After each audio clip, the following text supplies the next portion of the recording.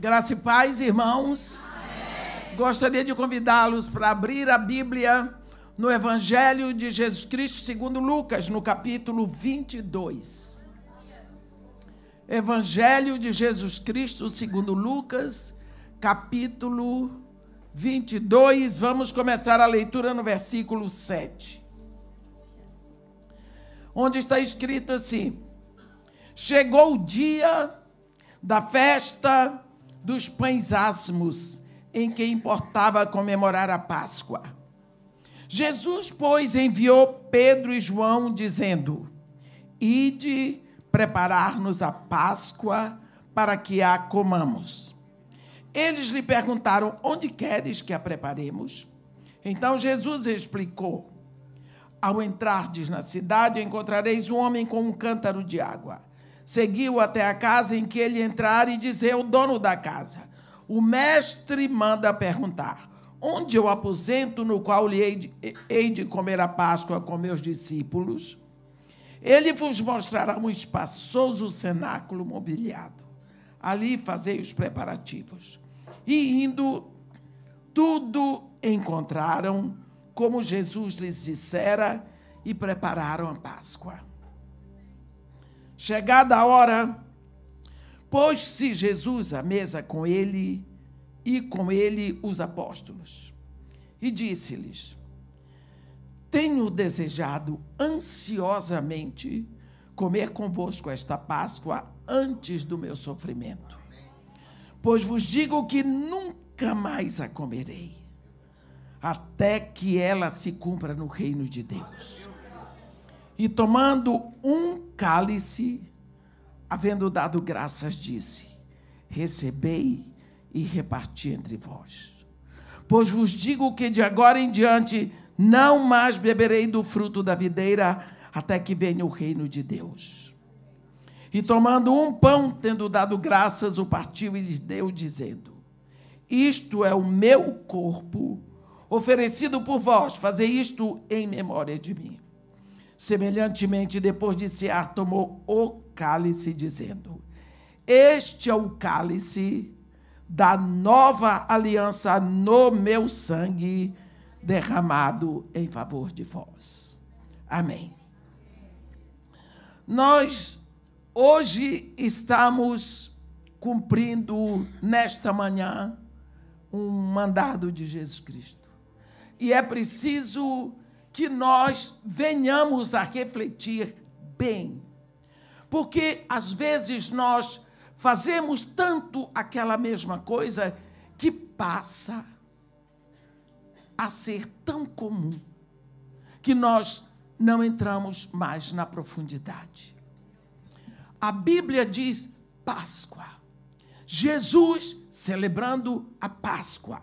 Mas ele avisa aqui que é a última Páscoa dele na terra. Nós sabemos que o ministério de Jesus, visivelmente na terra, foi de 3 anos. Sabemos que a Páscoa é uma ordenança de Deus para o povo de Israel. A Páscoa é festa dos judeus.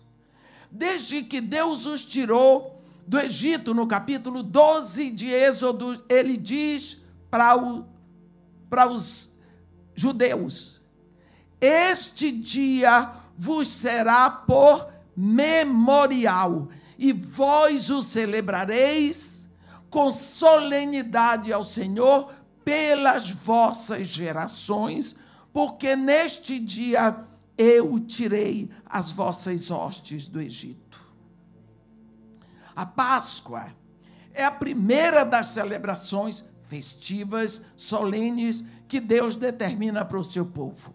Nós vemos lá, em Levítico 23, quando Deus fala, ele diz: Moisés, fala aos filhos de Israel e diz: as festas fixas que celebrareis serão convocações solenes.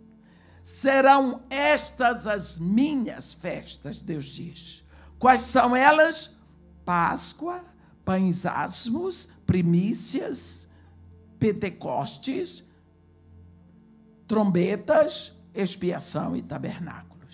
Então, a Páscoa está logo na frente. Era como Deus disse: vós celebrareis pelas vossas gerações.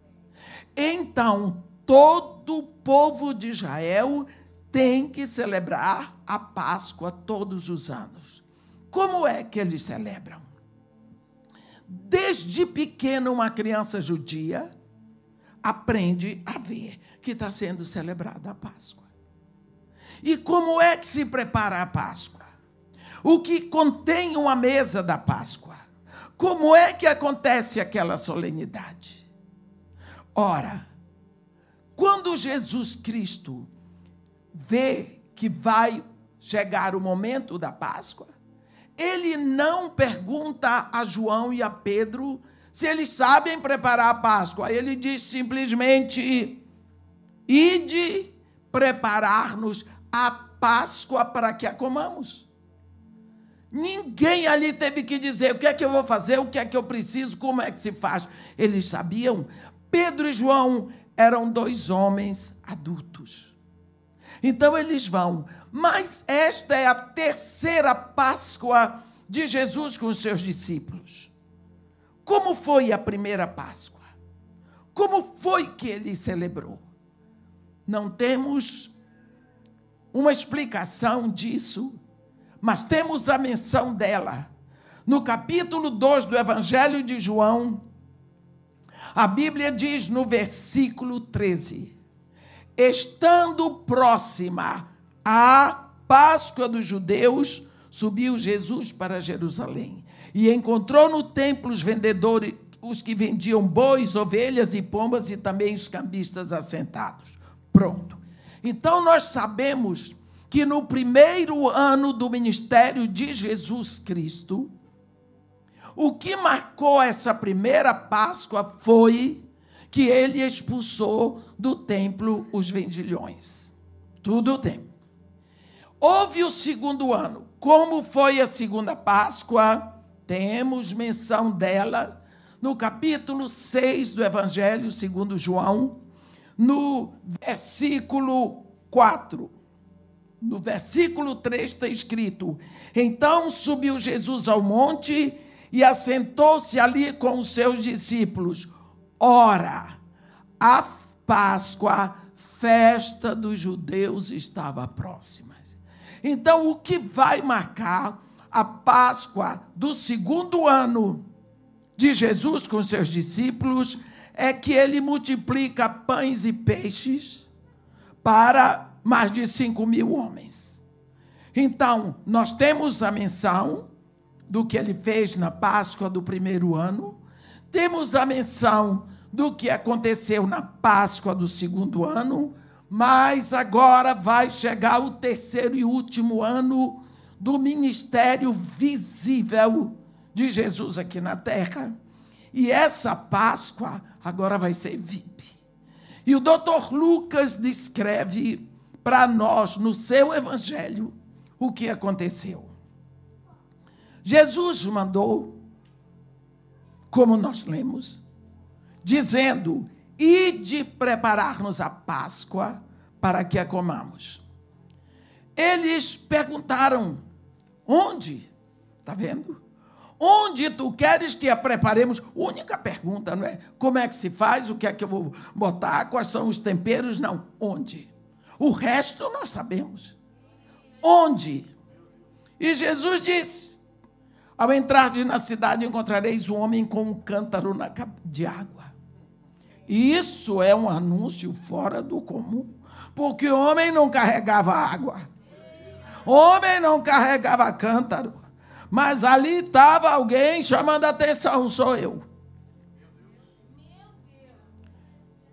Vocês vão seguir até a casa que ele entrar.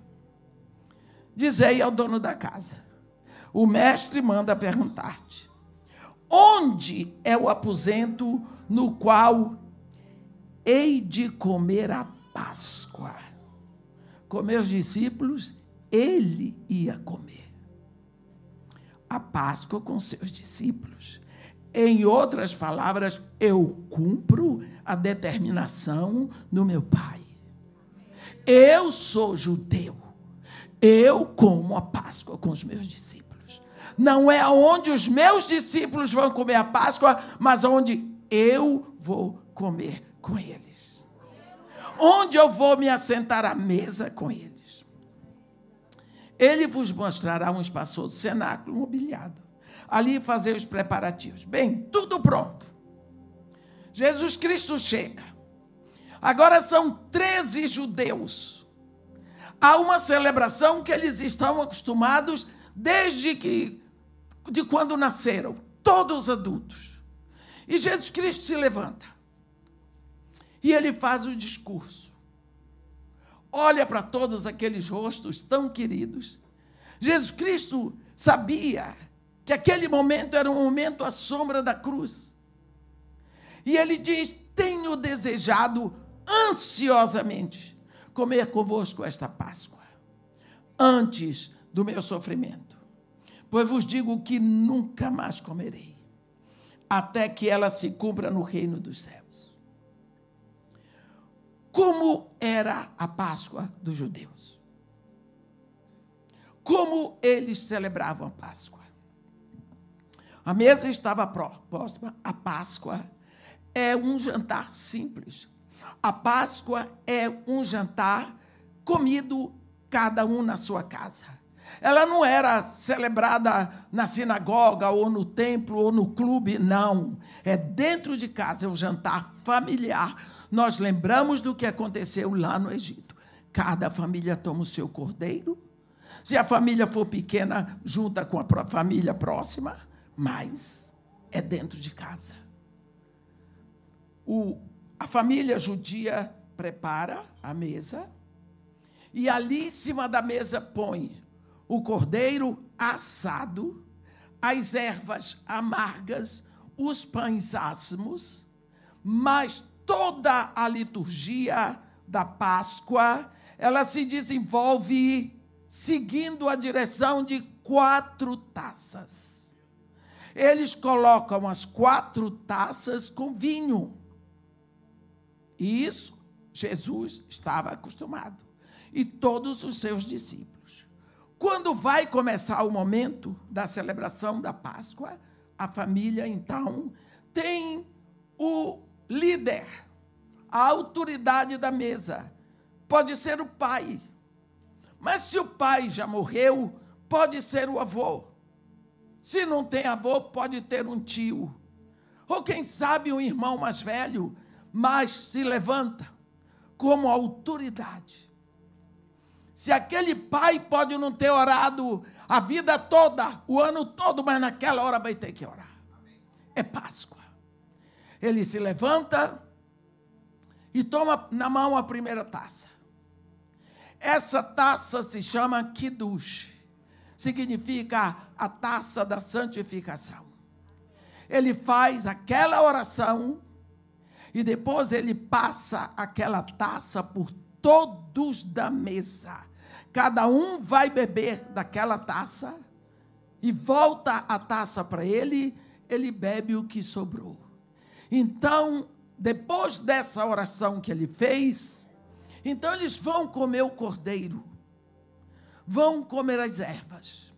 Se levanta agora a segunda taça, ele toma a outra taça que se chama Hagadash, que é a taça da explanação. Então, por quê? Alguém da mesa, já previamente escolhido, vai se levantar e fazer uma pergunta para que haja a explanação. E a pergunta é o seguinte: por que esta refeição é separada de todas as outras refeições? Então, a pessoa em autoridade ali, que está conduzindo o jantar da Páscoa, vai explicar o que é Páscoa, por que a Páscoa, e nisso tudo eles se emocionam, porque é contada a história do momento em que Deus, com braço estendido, com mão poderosa, tirou o povo de Israel do Egito E ali eles se alegram e eles choram. É a taça Hagadash. Então, comeram um cordeiro, passa essa taça, todos veem. Então agora vai chegar a hora do pão. Então, ele toma o pão na mão, levanta, toma e diz assim: este é o pão da aflição que os nossos pais comeram na terra do Egito. Tomai, parti, comei dele todos. Quando ele avisa, este é o pão da aflição que os nossos pais comeram na terra do Egito, existe sempre em toda a família uma comoção no coração. Porque uma parte da história que dói no coração deles, uma das coisas que dói no coração dos judeus até hoje, é a escravidão do Egito e o Holocausto na Alemanha. Então é um momento de muita comoção na mesa. Então eles tomam aquele pão, e eles comem chorando em lágrimas e tomam a terceira taça. A taça que é chamada de ação de graças. Ele levanta a taça. Que taça é essa? De ação de graças. Ele diz: esta é a taça da ação de graças, pela dor da nossa história. E depois eles tomam a última taça, que é a taça do grande Halel do Salmo 136. Você pode fazer em casa o Salmo 136. Você diz um versículo, todo mundo repete. Você diz outro versículo, todo mundo faz a mesma repetição. É o grande Halel, é o Salmo 136, e eles saem dali cantando o Salmo 136 e atravessam o Vale do Quidron e foram para o jardim do Getsemane.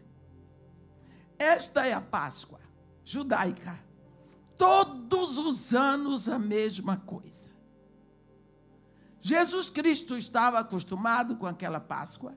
Seus discípulos todos, agora, eles estão na mesa para celebrar uma coisa costumeira.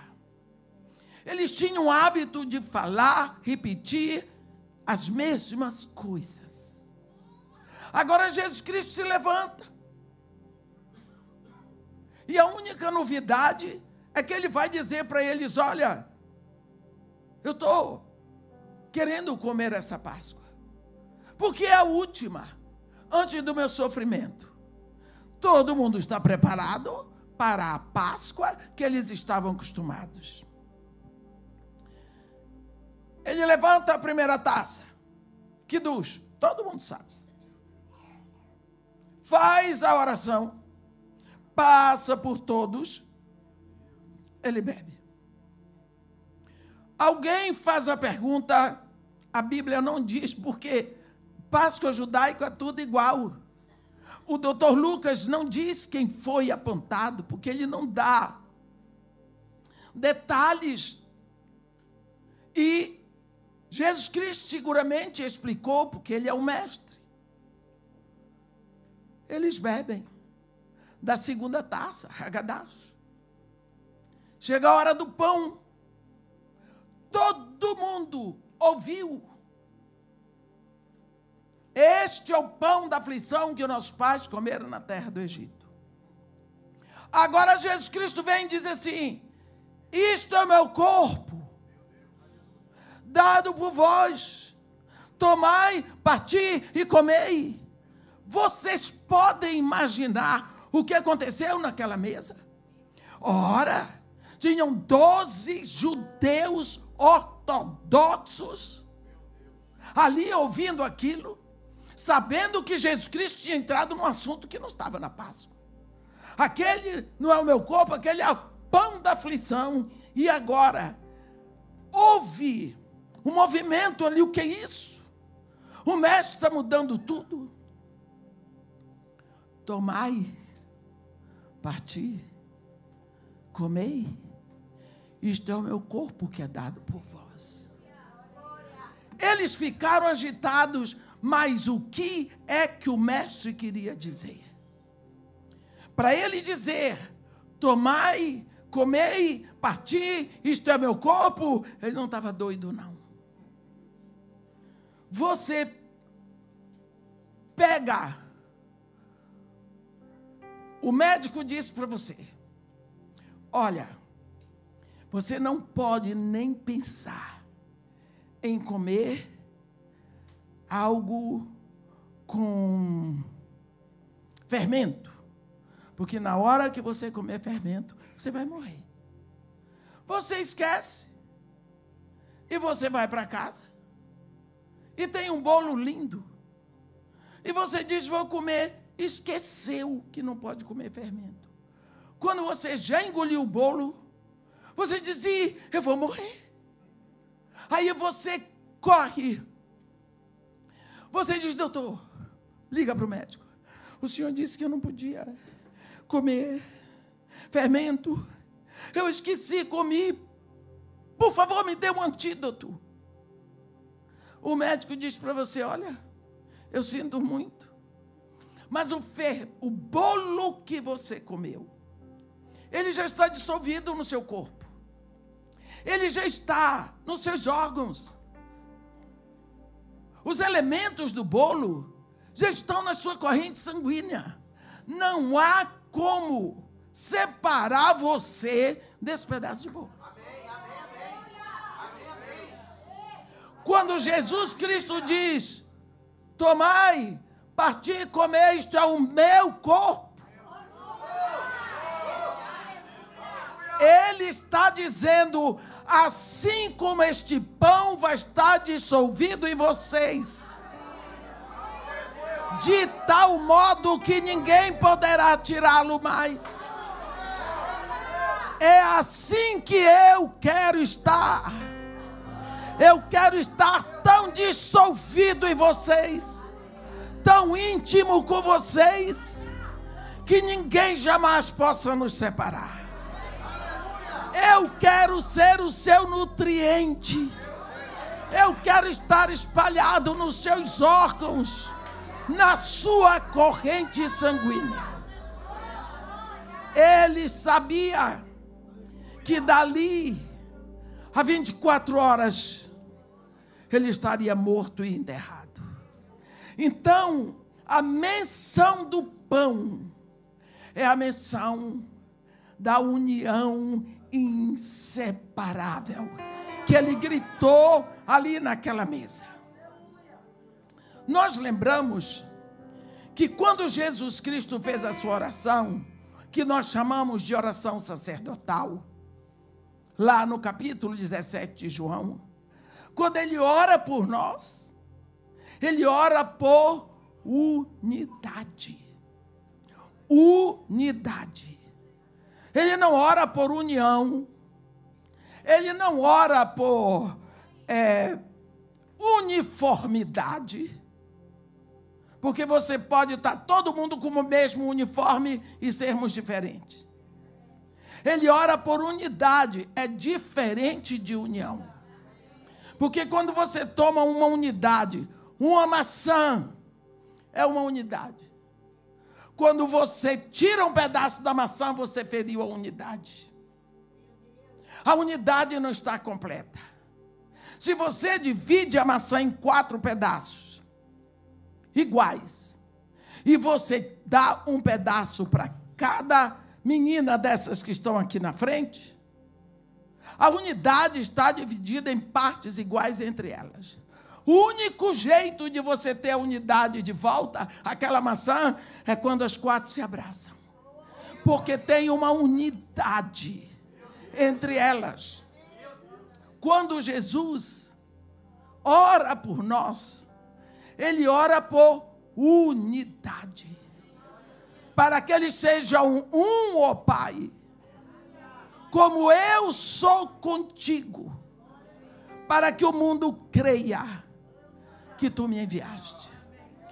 Uma das armas que nós temos contra esse pedido de Jesus é essa dissensão, essa desunião, essa batalha que nós vemos entre os filhos de Deus. Nos degladiamos como se fôssemos inimigos, como se nós estivéssemos todos no mesmo reino. No mesmo reino.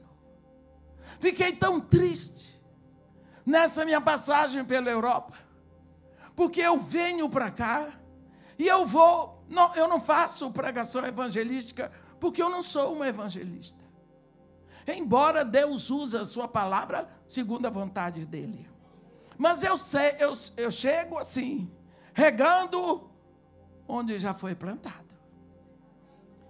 Um pastor ficou muito revoltado, porque apareceu uma igreja perto da igreja dele, onde eu ia pregar.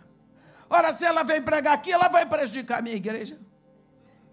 Porque o povo que vai lá não vem aqui. E qual é o problema? Mas aquilo dali era uma concorrência. Era uma concorrência. Como é que eu vou concorrer com meu irmão, se nós somos filhos do mesmo Pai, e o Pai é que tem que ser glorificado? Isso é contra o espírito da comunhão.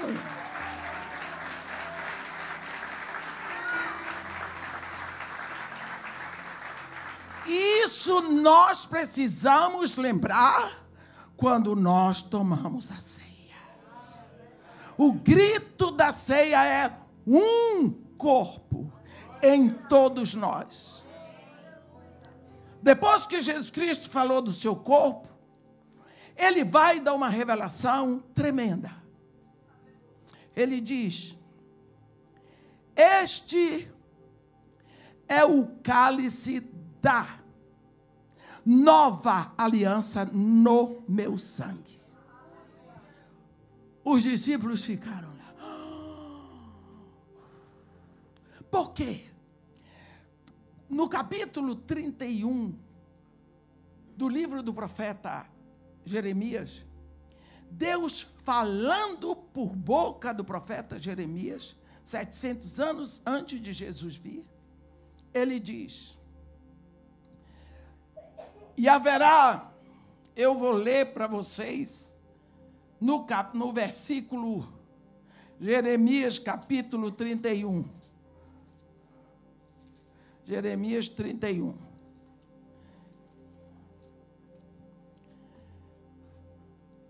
Jesus Cristo diz, olha, 31, cadê? Eu já esqueci, é 31, gente. Vão perdoando aí. Ele diz o seguinte: eis aí vem dias, diz o Senhor, em que estabelecerei nova aliança com a casa de Israel e com a casa de Judá. Não conforme a aliança que eu fiz com seus pais quando os tomei pela mão e os tirei da terra do Egito, porque eles anularam a minha aliança, não obstante eu havê-los desposado.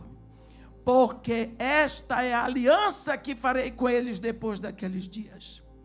Nas suas mentes eu imprimirei a minha lei, também nos seus corações eu as escreverei. Eu serei seu Deus, eles serão meu povo. Não precisará mais um dizendo ao outro: conhece ao Senhor, porque eles me conhecerão, desde o menor até o maior, porque para com eles usarei de misericórdia, e dos seus pecados jamais me lembrarei.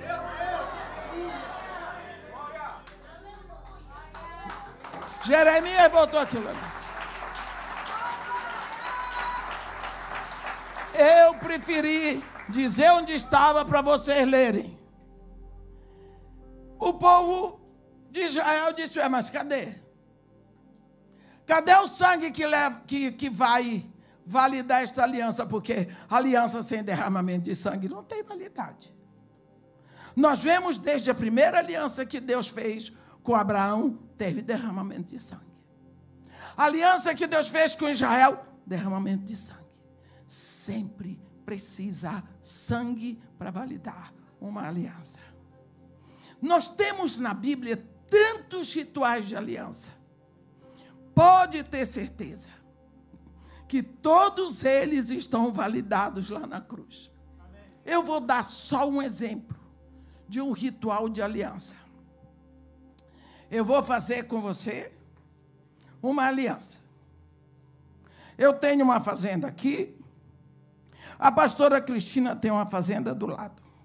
Só que a fazenda da pastora Cristina tem muito gado. A minha tem pouquinho, mas a minha tem um rio que passa.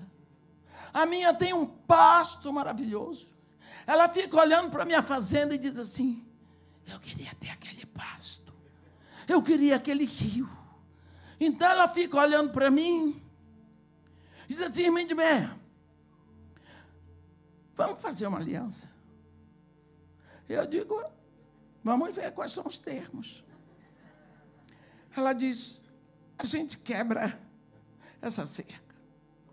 Os meus bois vão beber água ali, vão comer o capim de lá. E você que não tem quase nada. Os seus bois vão passar para aqui, os pouquinhos que você tem. Mas agora, todos os bois delas são meus. E todo o meu pasto é dela. Já não tem mais eu e ela, tem nós. Como vamos fazer isso? Chama, vamos estabelecer. Nós escrevemos isso. Chama advogado, tudo. Traz um cordeiro. A gente pega uma árvore, planta a árvore. Ali a gente faz o juramento de aliança. Derrama o sangue do animal na árvore, porque a árvore vai crescer como testemunha de que uma vida foi tirada em cima da nossa palavra. E nós vamos caminhar. Vai dividir o cordeiro no meio, vai botar um pedaço do cordeiro aqui e outro desse lado. E nós vamos caminhar entre as partes do cordeiro. Vamos caminhar aqui, jurando. Um sangue foi derramado para validar a minha palavra. O que significa que no dia que eu disser para ela, vou botar de novo a cerca, não quero mais seus bois aqui, ela simplesmente vai dizer: ai, ai, ai. Vamos chamar o povo que estava aqui. Olha a árvore do testemunho.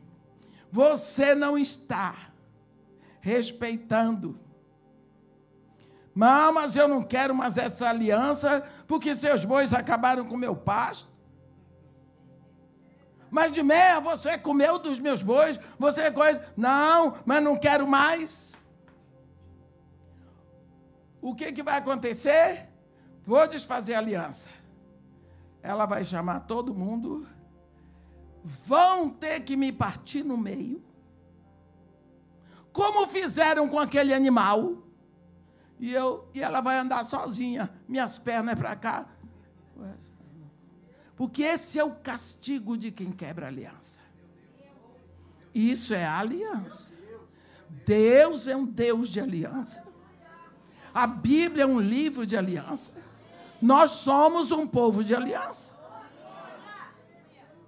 O que eu quero dizer para vocês é que quando Jesus Cristo fala aqui, este é o sangue da nova aliança. Deus tinha falado da nova aliança por boca do profeta Jeremias, capítulo 31, versículo 21. Versículo 31. Você vê que Jesus Cristo aqui, ele não diz, é o sangue de uma nova, ele diz, da nova aliança.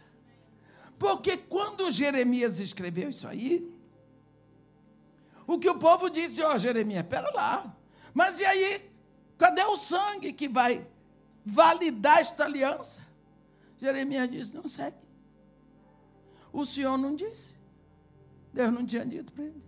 Mas então, mas foi o Senhor que falou, mas cadê o sangue? Não tinha resposta. Então esse capítulo 31 do livro do profeta Jeremias ficou assim, uma incógnita.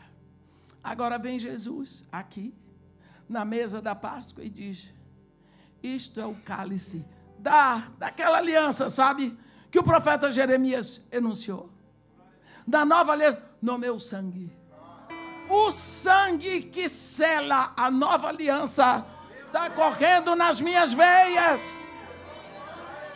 Então, esta última Páscoa, revelada na ceia que nós tomamos, é um momento tão precioso para sabermos que essa nossa união só é possível pelo sangue de Jesus. Vocês sabem o que é que forma uma raça? Uma raça tem a ver com sangue, não é? Raça tem a ver com sangue. A Bíblia diz o seguinte, quando Deus trouxe a nação de Israel, ele tinha um objetivo. E quando ele fala isso em Êxodo, ele diz, olha, se vocês cumprirem, se diligentemente ouvirdes a minha voz e guardardes a minha aliança, isso é Êxodo 19, versículo 5. Se vocês ouvirem a minha voz, diligentemente, e guardarem a minha aliança, qual é o resultado? Então sereis minha propriedade peculiar entre todos os povos, porque toda a terra é minha. Aí Deus promete que vai acontecer. Vós me sereis reino de sacerdotes e nação santa. Israel cumpriu isso aqui? Não. Israel não cumpriu. Israel se misturou com os povos. Israel fez o contrário, quebrou a aliança de todo jeito. Foi mandado expulso para todas as nações. E daqui você vê que é um povo que até hoje eles não têm um templo para adorar. Não tem mais sacerdotes para sacrificar por quebra de aliança. Mas Deus tem uma aliança com eles. Não sei se vocês lembram, quando Deus fez a aliança com Abraão, Abraão estava dormindo. Deus prometeu sozinho. E Deus é fiel à sua palavra. Então Deus vai resgatar Israel por causa do seu nome. Mas Deus tinha determinado ter o seu povo aqui na terra. O povo não pôde fazer nada pela lei. Pela lei não dá. A lei só aponta o pecado. Deus viu cada vez que eles falhavam, eles estavam praticamente dizendo a Deus, Senhor, não posso, não consigo, sou pecador, o pecado arrebentou comigo, não dá, eu me esforcei, mas não dá. A Bíblia diz, todos pecaram e destituídos foram da glória de Deus. Aí vem Deus na sua misericórdia. Ele entrega um cordeiro por todos. Entrega um cordeiro por todos.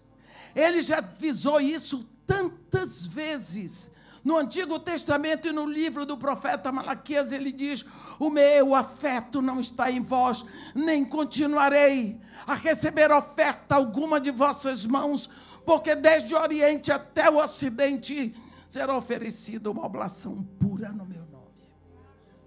Foi. Aí Deus, então, começa.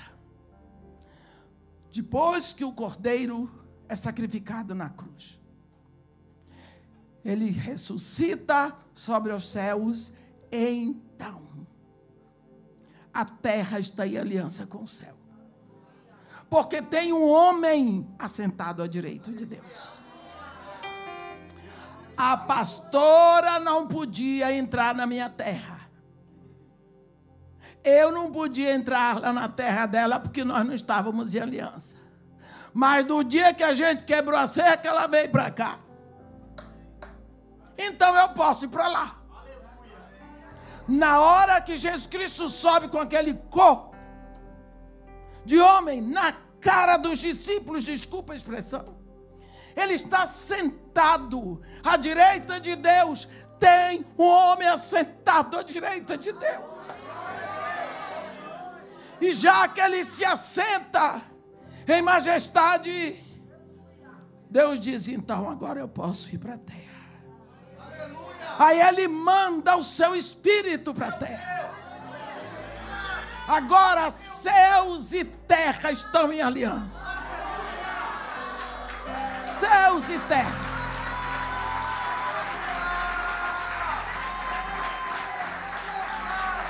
As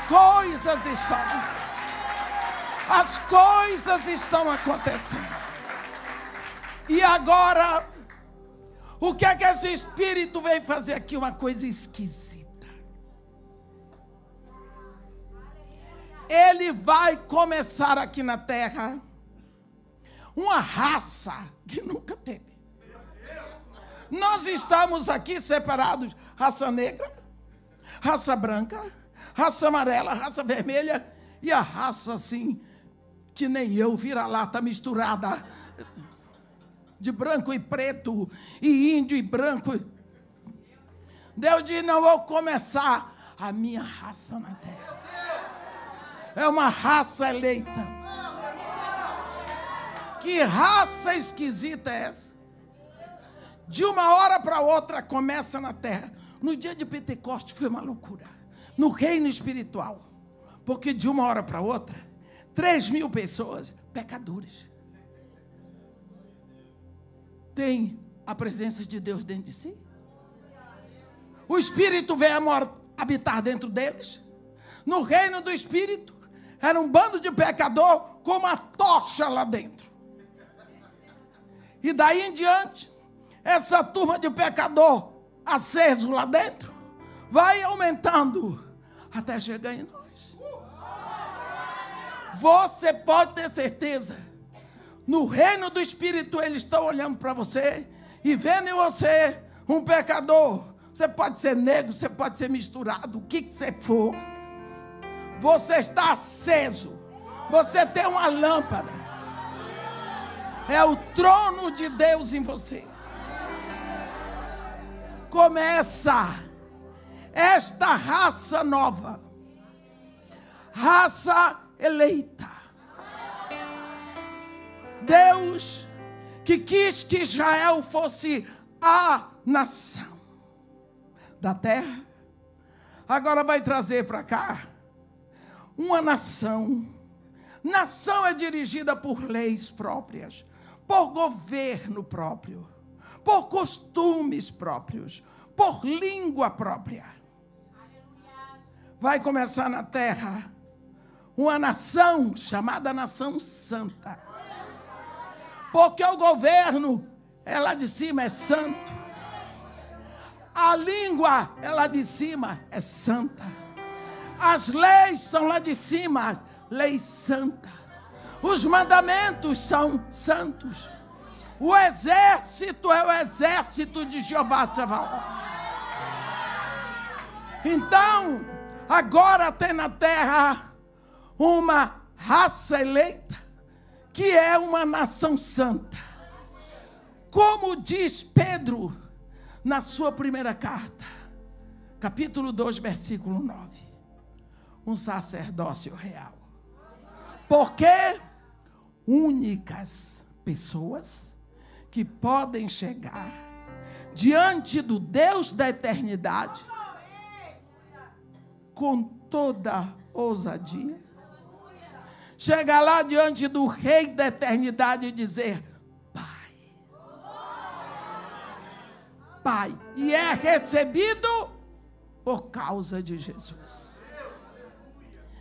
Pedro, então, como judeu, deve ter sido difícil para dizer.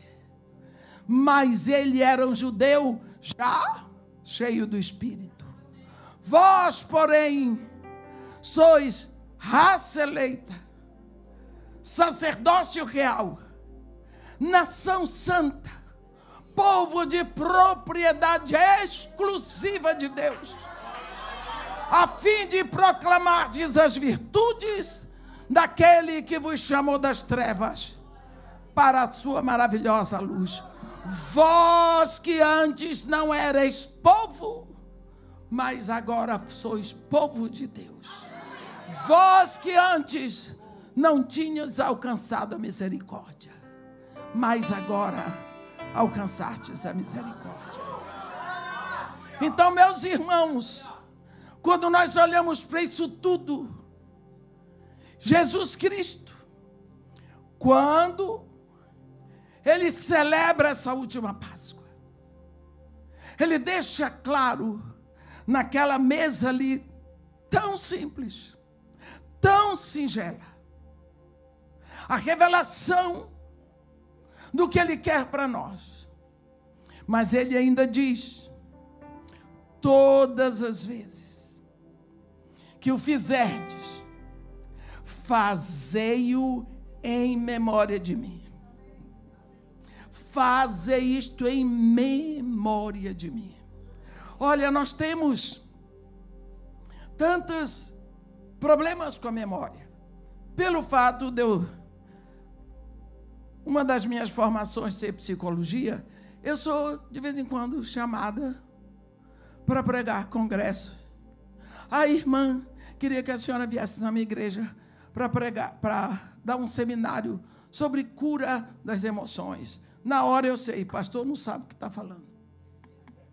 O problema da igreja dele não é das emoções. Porque ninguém tem problema com emoção se não tiver problema com memória. O problema nosso e de todo mundo, meus irmãos, é a memória. Você não vai ver Deus. Você não vai ver Deus incumbido de estar curando emoção aqui, emoção ali. Ele cura memória. Ele não faz você esquecer. Ele cura aquilo que você lembra. Porque o grande problema nosso é a nossa memória. Sabe por quê? Porque nós temos registrados em nós muitos ontens. O nosso hoje é o resultado de muito ontem. E nesta sua caminhada, muitas coisas foram tristes. Olhe, nós não temos um passado, nós temos uma história. E a nossa história vai sendo escrita em capítulos todos os dias. Toda a história. Entram bruxas e entram fadas madrinhas. Você vai em dor, sofrimento, alegria, beijos e tapas. Mas lá no final você chega. Isso tudo serviu para moldar o personagem central da sua história, que é você. A sua memória. Você está registrando fatos desde que você foi gerado no ventre da sua mãe. Vou lhe dar um exemplo. Quando você estuda psicologia e você entra na psicologia experimental, aí você lê que a psicologia experimental foi criada no laboratório de Leipzig, na Alemanha. Por Weber e Werner e tudo mais. Depois vem William James, aquela xaropada que está no livro. Aí, em 1931, deu o boom da psicologia experimental. Por quê? Porque eles descobriram que uma criança, no ventre da mãe, responde a estímulos externos das suas emoções. Esse foi o grande boom da ciência. Meus irmãos, no primeiro século, o Dr. Lucas escreveu melhor. Ele falou no primeiro capítulo do seu evangelho. Isabel está lá escondida dentro de casa, 6º mês de gravidez.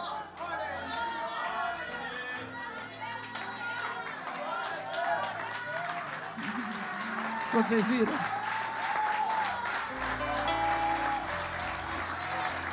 Vocês viram? Vocês viram o que aconteceu? O anjo Gabriel fez uma fofoca. Uma fofoca boa. O anjo Gabriel foi avisar Maria. Terás um filho. Maria, como se fará isso? Ele pegou: o Espírito Santo te cobrirá. E o ente que de ti nascer será chamado filho do Deus. Também Isabel, tua parenta, concebeu na sua velhice. Foi ele que chamou Isabel de velha. Foi o anjo Gabriel, está escrito. Capítulo 1. Aí, a Bíblia diz que Isabel estava escondendo. E o anjo entregou. É bom ler a Bíblia assim. Você vê cada detalhe. Você pega cada palavra. A Bíblia não é enjoada. Você se deleita, você chora, você ri, você dança. É bom. Aí, Maria ficou com aquilo. Isabel, grávida, velha. Como é que ela vai carregar a água do poço? Como é que ela vai lavar roupa de um sacerdote? Maria, se fosse jovem, grávida, já não é fácil. Ainda mais velha. Como é que ela vai rachar lenha para fazer comida? Que o fogão era de lenha. Coitada de Isabel. Esposa de sacerdote, não tem direito para botar uma pessoa, dinheiro. Eu vou lá. Ela já estava com o rei na barriga. Maria já tinha o rei na barriga. Pegou a trouxa dela, porque não tinha mochila naquela época. Um pedaço de pão, alguma coisa para carregar água, e subiu. Da Galiléia para a Judéia, meu irmão, hoje você vai de ônibus com ar-condicionado, carro. Naquela época era no mocotomóvel. Foi embora. Chegou na casa do sacerdote Zacarias, botou a trouxa no chão. Isabel vem. Logo que me chegou aos ouvidos, Isabel que diz: a voz da tua saudação, a criança dentro de mim saltou de alegria.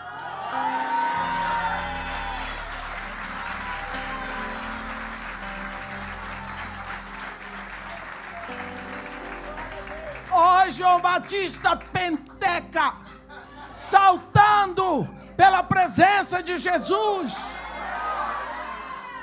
Agora você vai na igreja, se a presença de Jesus tão palpável, alguém salta, olha.